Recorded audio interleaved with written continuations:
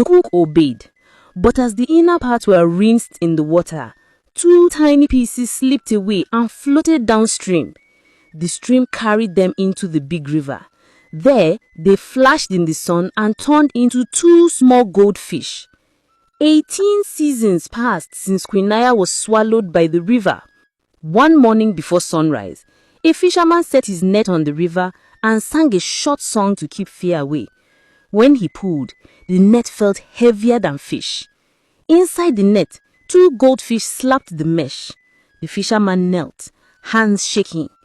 Standing where the net lay were 2 tall, beautiful girls, about 18 years old, with hair like sunlight on brass. Their eyes were blue. The taller one spoke gently. "Baba, do not fear. You have done a good thing. Take us to the king. We will speak for you, and you will be rewarded." The fisherman's mouth was dry. He nodded. They walked toward the palace together. The palace guard stared when the fisherman arrived with 2 strangers whose hair glowed in the morning light. By the time they reached the courtyard, the king looked at the girls and felt something move in his chest. He did not know them, yet he knew them. The older girl bowed. "My king," she said, "we are travelers with a poem for your ears and a matter for your heart."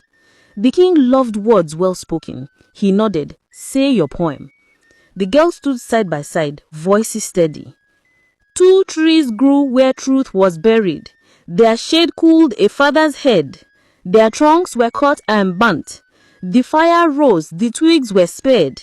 A goat found life in what remained.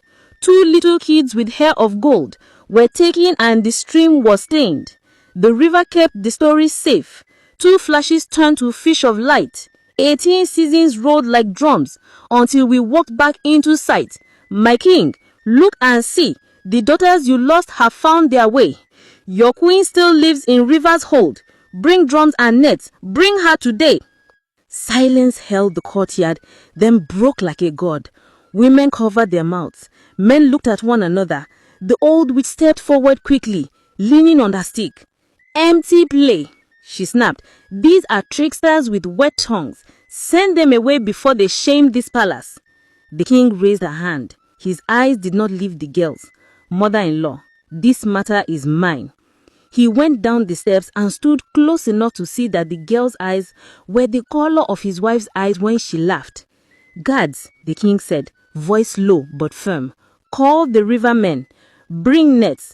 Beat the drums that wake spirits. We go to the river now." At the river bank, drummers formed a half circle and began a slow rhythm. The fishermen cast their biggest net.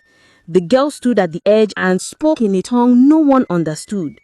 The water bulged, and inside the net was the queen, now a great shining fish, drawn by her daughters' voices.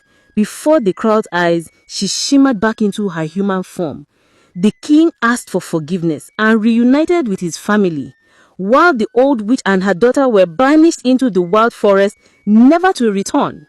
The king and his queen, with his 2 beautiful daughters, lived happily ever after.